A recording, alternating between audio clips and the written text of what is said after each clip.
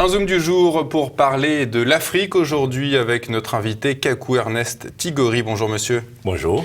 Vous êtes écrivain, homme politique ivoirien. Vous nous présentez aujourd'hui ce livre, votre ouvrage, le dernier, L'Afrique désintoxiquée, et c'est sous-titré « Sortir l'Europe de la repentance et l'Afrique de l'infantilisme ». Il y a une phrase que j'ai relevée, cher monsieur, dans votre ouvrage. Je la cite, « L'Afrique n'a rien vécu de particulier qui serait de nature à justifier son incapacité à se redresser ». C'est vraiment quelque chose qu'on n'a pas l'habitude d'entendre. Est-ce que vous pouvez nous expliquer ce en quoi l'Afrique n'a rien vécu de particulier, d'atroce, qui l'empêcherait d'être forte? Oui, je vous remercie. Bon, nous entendons beaucoup de personnes justifier l'apparente incapacité de l'Afrique à prendre en main son destin par le fait que l'Afrique aurait subi la traite négrière, l'Afrique aurait été colonisée, mais ça, il n'y a absolument rien de particulier dans l'histoire de l'humanité quand on observe un peu. Les conquêtes, les soumissions, les colonisations, c'est toute l'histoire de l'humanité. Toute l'histoire de l'humanité, il n'y a aucun peuple qui n'a été colonisé dans l'histoire de l'humanité. Si on prend un pays comme la France est restée des siècles une colonie romaine. Donc il n'y a absolument rien de particulier à ce niveau. La traite négrière, l'esclavage, depuis le néolithique, depuis que l'homme n'est plus chasseur-cueilleur, mais produit sa nourriture, avec les grandes sociétés, il s'est sédentarisé et il a eu besoin de plus en plus de main-d'œuvre. Et l'esclavage aussi fait partie de l'histoire de l'humanité.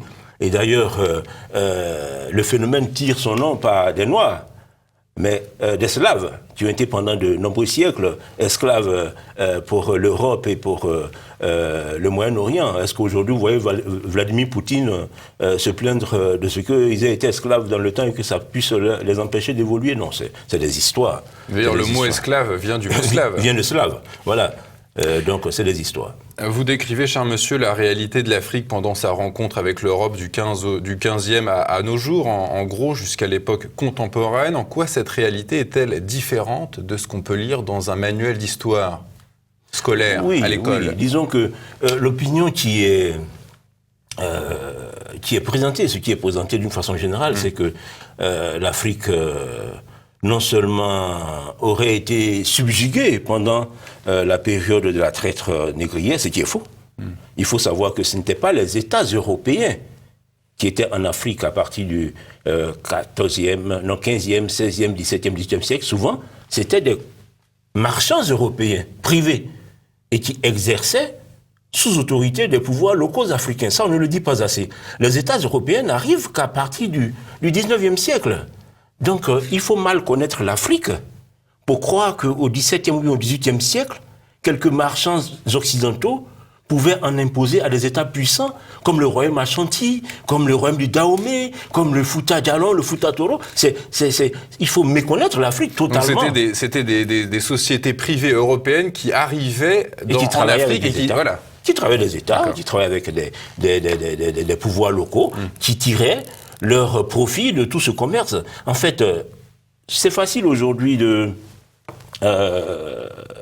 considérer que tous ces gens étaient des gens odieux, ils faisaient la traite négrière, tout ça, la traite humaine. Mais à l'époque, c'était un commerce tout à fait accepté, qui ne posait de problème de conscience à personne. Donc aujourd'hui, même les chefs, les acteurs africains de la traite négrière que furent le royaume, la confédération Ashanti ou bien le royaume du Dahomey, je ne les accuse pas. C'était une pratique de l'époque. Aujourd'hui, nous sommes bien conscients que vendre des hommes, c'est abominable. Donc, il faut en prendre acte, poser les actes pour éviter que cela ne se perpétue, mais il n'y a pas à accuser les Occidentaux ou même à accuser nos ancêtres qui le faisaient. Voilà. Il faut que chacun reste dans son temps. Et les mentalités évoluent avec les époques. Donc, sur la décolonisation, quelle différence, justement, est-ce qu'il y a entre ce que l'on entend à l'école et votre message? Bon, d'abord, ce que j'explique dans le livre, c'est que à partir de la décennie 1940, parce que c'est une décennie charnière dans tout ce qui va se passer au niveau de l'Afrique. Nous savons qu'après la Seconde Guerre mondiale, le monde va se diviser en deux blocs. Le bloc de l'Ouest derrière les États-Unis et le bloc de l'Est derrière l'Union soviétique avec à sa tête Staline.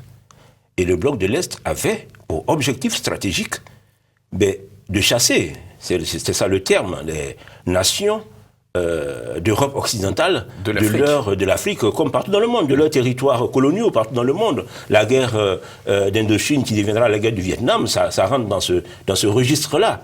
Et en Afrique, il fallait justement chasser les Français, les Anglais de toutes leurs colonies. Et il se trouve que le Parti communiste français, qui était à la solde du Parti communiste soviétique, c'est que le Parti communiste français était stalinien.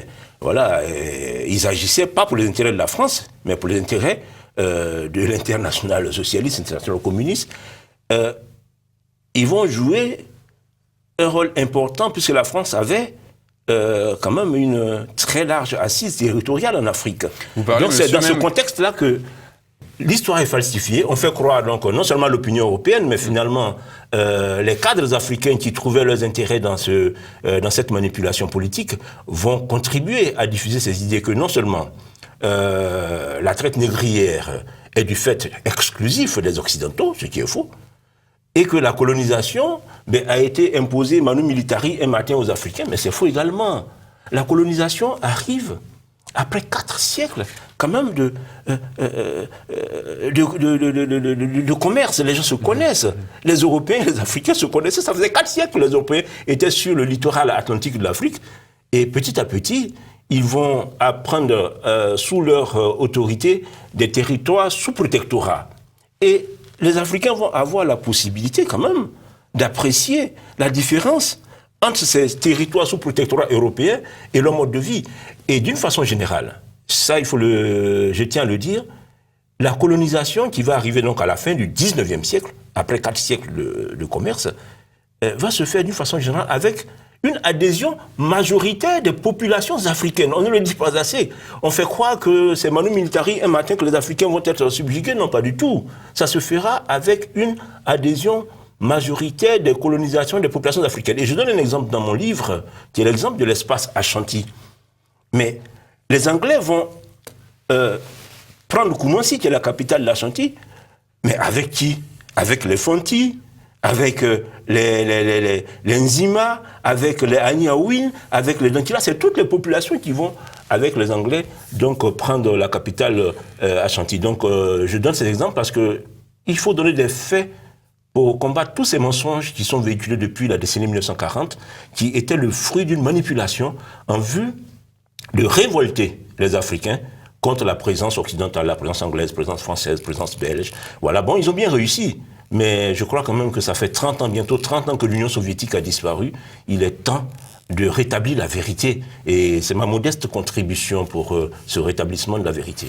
On évoque souvent, monsieur, dans les médias, le fait que la France aille en Afrique pour piller ses ressources naturelles, notamment au Niger, avec ces mines d'uranium qui alimentent l'entreprise française Areva pour ses centrales nucléaires. Est-ce qu'on peut vraiment accuser la France de piller le continent noir?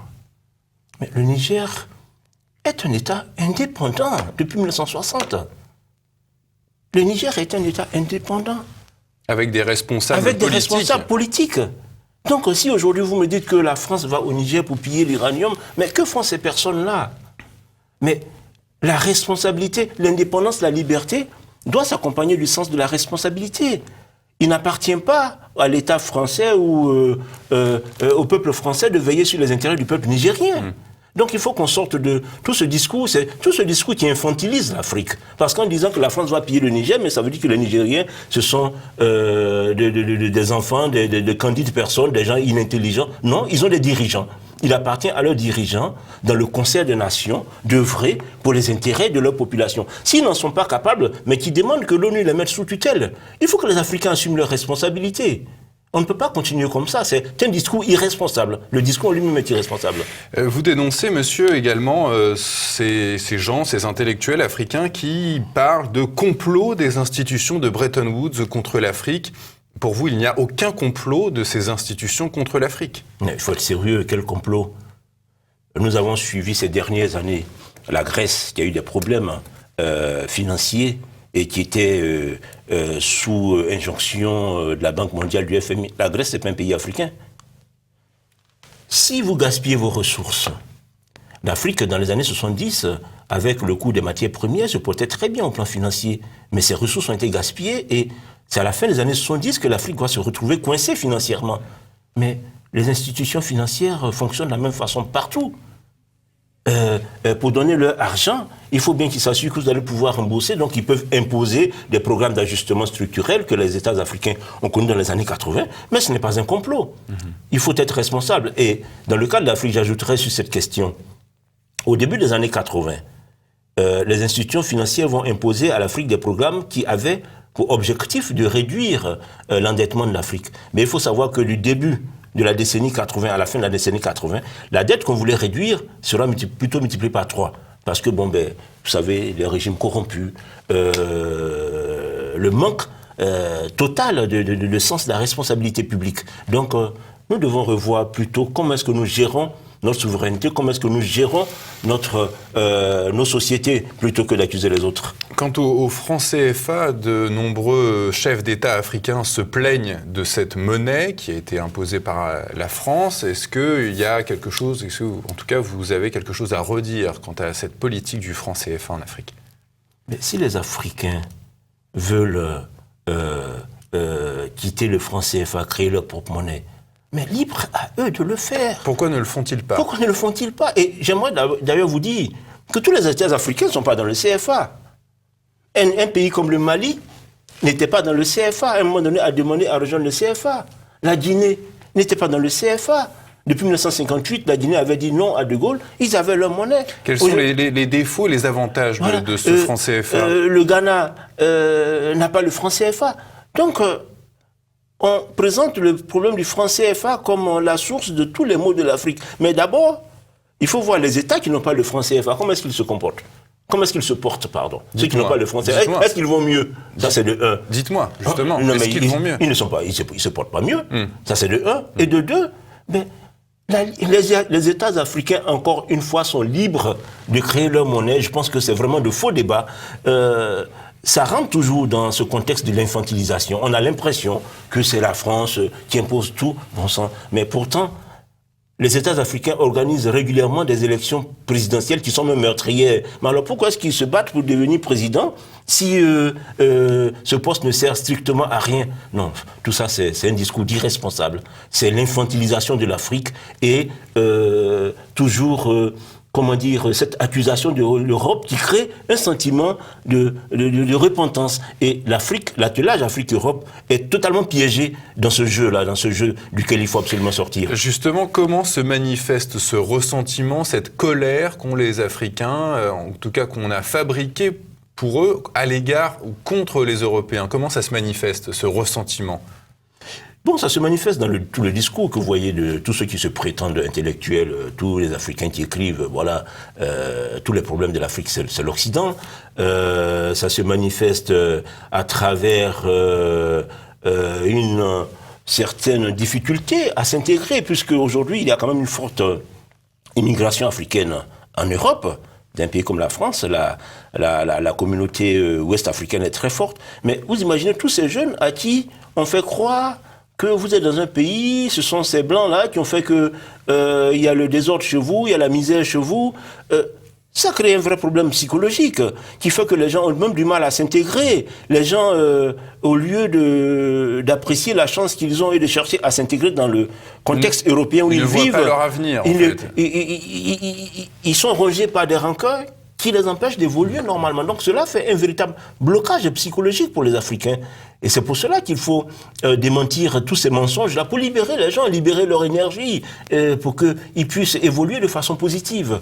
Concrètement, comment on peut arriver à désintoxiquer l'Afrique concrètement? Est-ce qu'il faut revoir les programmes scolaires? Est-ce qu'il faut mettre de nouveaux chefs d'État? Ah oui, dans tous les cas, le combat politique... Une société est le résultat de sa gouvernance. Et il faudra, à un moment ou à un autre, trouver en Afrique des élites qui sont préoccupées par les questions d'intérêt général.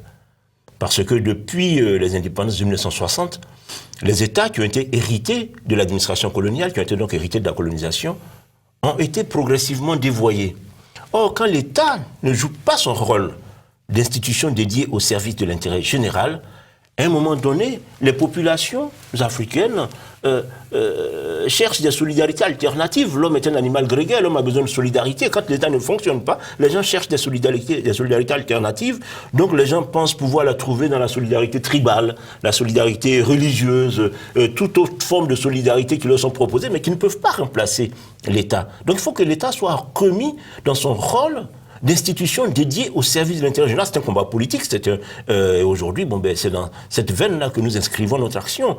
Il faut mener le bon combat politique, il faut redonner du sens à la société africaine, qui aujourd'hui est totalement désorganisée du fait que l'acteur principal, le gestionnaire principal de la société, qu'est l'État, ne fonctionne pas. Il est inopérant, il est inconsistant en Afrique. Voilà. Bon, maintenant, il faut aussi qu'il y ait la vérité. J'espère contribuer à cela. Dire, ça a été quoi, notre 16e, notre 17e, notre 18e siècle, qu'on enseigne, qu'il y ait des débats et que les gens sachent quelle a été la vraie histoire de l'Afrique, plutôt que cette histoire qui leur a été vendue, qui fait passer nos ancêtres pour des imbéciles, que des faibles, que les Blancs sont venus subjuguer. Les choses ne se sont pas passées comme ça. C'est totalement faux. Vous évoquez, on en parlait tout à l'heure, monsieur, cette falsification de l'histoire de l'Afrique dès les années 40 par des communistes français. Comment expliquez-vous que récemment, des chefs d'État français se soient rangés à en tout cas, et rejoint cet esprit de repentance à l'égard de l'Afrique, comme par exemple Jacques Chirac, quand il a été élu en 95, il s'est un peu précipité pour demander le pardon à l'Afrique pour la traite négrière. Quand vous expliquez que la droite se soit ralliée à cette falsification faite par des communistes? En fait, ce n'est pas récent. Il faut dire que ce climat de repentance, comme je dis, date depuis la décennie 1940. C'était une campagne, parce qu'il ne faut pas oublier non plus que la plupart des intellectuels ici en France sont de gauche. À l'époque, dans les années 40-50, il y avait les Jean-Paul Sartre, tout ça qui était les grandes stars de l'intelligentsia française. Tout ce monde c'est des compagnons de route des communistes. Donc, ces gens vont mettre dans l'esprit permettez-moi de le dire comme ça, du petit blanc, que tu as fait du tort, tu t'es mal comporté en Afrique, tu as réduit en esclavage cette population, tu l'as subjugué et que tu es responsable de toute sa misère. Et c'est cela qui continue jusqu'aujourd'hui. Donc ça ne date pas de Chirac. Le sentiment de repentance qui a été inoculé à l'opinion occidentale date depuis les années 40-50. Voilà. Maintenant, je dis, ça fait quand même un moment. Il est temps qu'on rétablisse la vérité, parce que cela est faux. Et j'ajouterai juste sur cette question, on peut se demander, mais comment est-ce que des mensonges aussi gros ont pu passer? Mais c'est tout simplement parce que les élites africaines de l'époque, dans le cadre de leur combat politique, étaient tous communistes. Houphouët-Boigny, Kwame Nkrumah, Léopold Sédar Senghor, Aimé Césaire, François Hollande, toutes les élites intellectuelles africaines se sont mises au service du Parti communiste pour la falsification de l'histoire de l'Afrique. Ça, historiquement, c'est très important de le souligner. Et d'ailleurs, vous verrez que quand Aimé Césaire va claquer la porte du Parti communiste, il n'hésitera pas dans la lettre qu'il écrira à Maurice Thorez de dénoncer tous les mensonges.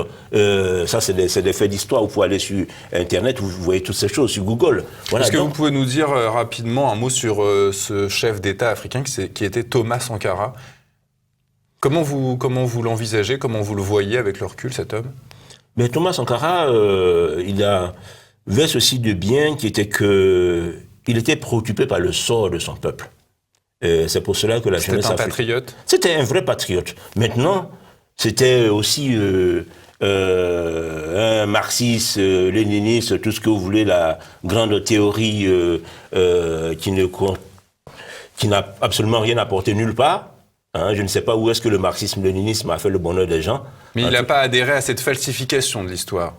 Oh non, il ne l'a jamais dénoncé. Je pense qu'aujourd'hui, ce discours que je tiens, il est tout nouveau. Il est tout nouveau parce que il faut aussi se creuser pour voir qu'il y a eu tout ce mensonge. Non, Thomas Sankara n'a jamais dénoncé cette falsification de l'histoire. Bien au contraire, je pense que tous les Africains qui s'engageaient dans la lutte ont toujours... valider cette théorie du blanc qui n'a fait que du tort à l'Afrique. Non, non, non. De ce point de vue, non. Mais Thomas Sankara était un patriote. Ça, c'est important de le souligner. Maintenant, son combat marxiste-léniniste, moi je considère que c'était du n'importe quoi. Parce que le marxisme-léninisme n'a rendu aucun peuple heureux sur cette terre-là, en tout cas jusqu'à présent. Cher monsieur, vous consacrez tout un chapitre de votre ouvrage au racisme. De quel racisme s'agit-il ? Non, je trouve que on a trop tendance, les Africains, à se plaindre de racisme. Mais bon, d'abord, les racistes, il y en a partout. Et il n'y a pas plus de blancs racistes que d'Africains racistes. Il y en a partout. Et aujourd'hui, au lieu de passer le temps à se plaindre, il vaut mieux chercher à s'intégrer. Je parle, par exemple, de la forte population d'origine africaine qui est en France. Bon, bien sûr, vous rencontrerez des fois des racistes par-ci, par-là, mais l'État français n'est pas raciste. L'État français n'est pas raciste. Le fonctionnement de cette société n'est pas basé sur le racisme. Donc, chacun a la possibilité de faire l'effort. La société française non plus n'est pas raciste. La société française n'est pas raciste. Chacun a la possibilité de faire l'effort pour s'intégrer et mener sa vie, apporter sa contribution à cette société ouverte qui donne sa chance à chacun. Voilà, donc pour moi, passer son temps à se plaindre du racisme, pour moi, ce n'est pas juste. Et d'ailleurs, la France ne mérite pas qu'on la taxe de racisme, pas du tout. Vous consacrez, vous nous dites, voilà, il y a des racistes chez les Noirs, chez les Blancs. Vous évoquez quand même ce racisme blanc envers les Noirs. Qu'est-ce que vous avez à dire à ces racistes blancs ? Oui, bon, aux racistes blancs, je dirais que aujourd'hui, la France est une société qui s'est ouverte. Depuis de nombreuses décennies, et il y a beaucoup de communautés, pas seulement qu'africaines d'ailleurs, mais asiatiques, d'Amérique latine.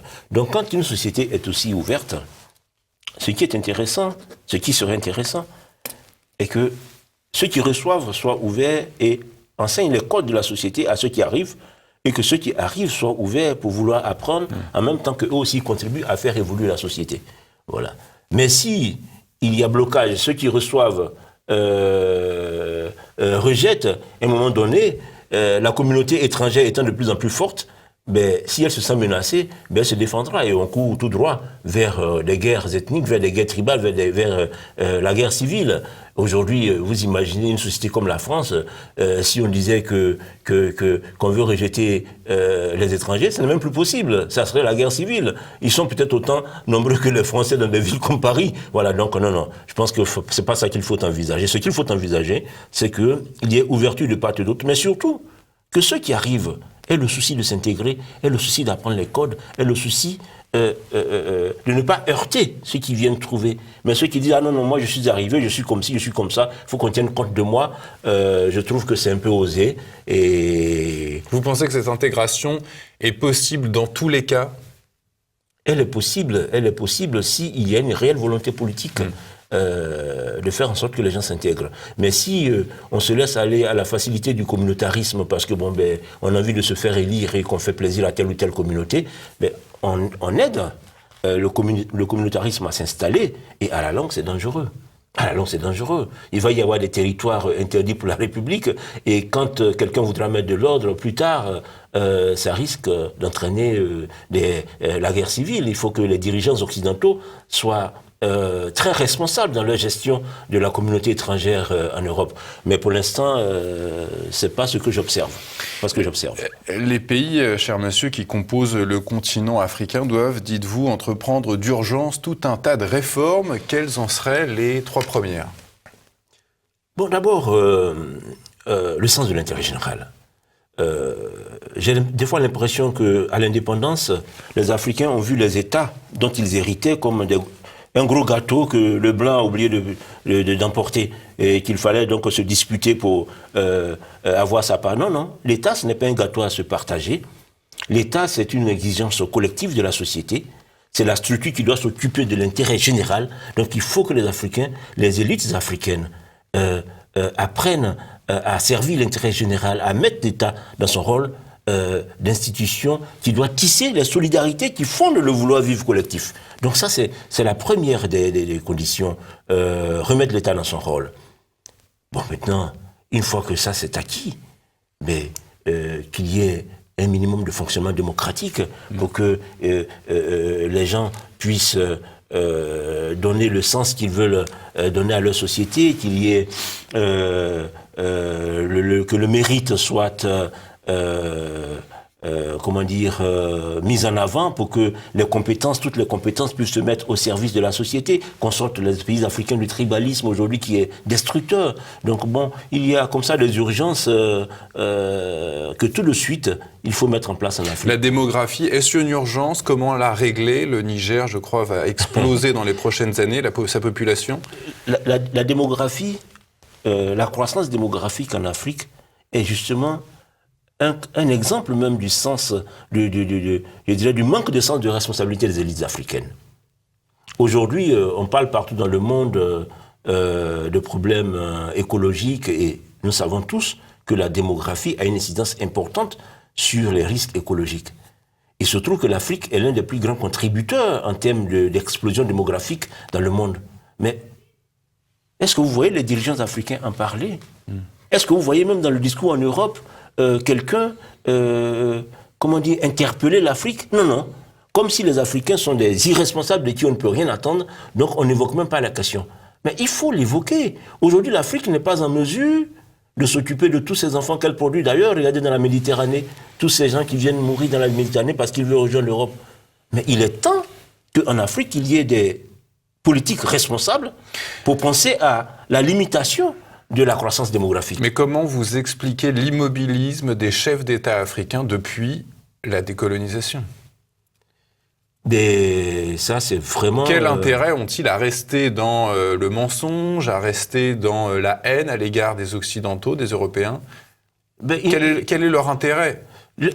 Leurs intérêts personnels, oui, ouais. Il y en a. Il n'y a aucun intérêt pour les États, pour les populations, ça je suis d'accord avec vous. Mais le problème, c'est comment est-ce que sont-ils tous des égoïstes, je veux dire, les chefs d'État africains? Le problème, pour moi, je le pose autrement. Comment est-ce qu'aujourd'hui, un vaste continent comme l'Afrique, très impliqué dans l'histoire du monde, qui avec déjà ne serait-ce que tous ces migrants qu'elle jette dans la Méditerranée, comment est-ce que l'Afrique peut évoluer comme ça dans le non-droit, dans le manque de démocratie, dans la corruption, sans qu'il y ait quelque part une réaction de la communauté internationale? C'est ça qui est le vrai problème. C'est-à-dire qu'il n'y a aucune gouvernance finalement, aucune gouvernance mondiale. Chacun fait ce qu'il veut au nom de la souveraineté nationale. Et puis les déchets de sa mauvaise gouvernance, après c'est aux autres de s'en occuper. Tous ces jeunes qui sont dans la Méditerranée, c'est aux Européens de se débrouiller avec. Cela aujourd'hui met l'Europe dans une crise pas possible. Mais il y a les États africains. Il faut que les États africains fonctionnent. Mais cela partira d'une élite africaine responsable qu'il faut peut-être penser aussi à chercher et peut-être d'une certaine façon à soutenir. Je le dis vraiment à des pincettes. Mais vous pensez que c'est vraiment aux États africains de gérer ce problème de l'immigration de masse plutôt qu'à l'ONU par exemple ou qu'à l'Union africaine, des organisations supranationales? Mais il faut que les États africains se sentent responsables du destin de leur population. Maintenant, si aujourd'hui il se trouve que les dirigeants qui sont en place n'en sont pas capables, à un moment donné, puisque nous parlons maintenant d'un village planétaire, cela suppose qu'il y a quand même une conscience humaine, une conscience mondiale, une conscience internationale qui doit intervenir. Donc je ne désigne personne, mais il y a une réflexion à mener. Il y a une réflexion à mener. Et moi aujourd'hui, ce que je fais, c'est que j'invite les élites africaines. J'invite les Africains qui ont la capacité de comprendre toutes ces questions, de s'organiser pour que nous développions une véritable conscience noire. J'en parle un peu dans le livre, pour que on sorte en fait l'Afrique de ce désordre-là, parce qu'on ne peut pas continuer comme ça. On ne peut pas laisser au reste de l'humanité cette image que l'Afrique laisse aujourd'hui. Peut-être qu'il y a certains qui ne se sentent pas concernés quand ils voient les jeunes Africains dans la Méditerranée. Mais moi ça me dérange et ça me gêne. En tant qu'Africain, je trouve que nous devons faire montre d'un peu plus de sens de responsabilité. Cher monsieur, je rappelle le titre de votre ouvrage, c'est donc « L'Afrique à désintoxiquer, sortir l'Europe de la repentance et l'Afrique de l'infantilisme », édité chez Du Alpha. Merci monsieur d'être venu sur le plateau, c'était très intéressant et à bientôt. Merci monsieur. C'est moi qui vous remercie. Merci infiniment.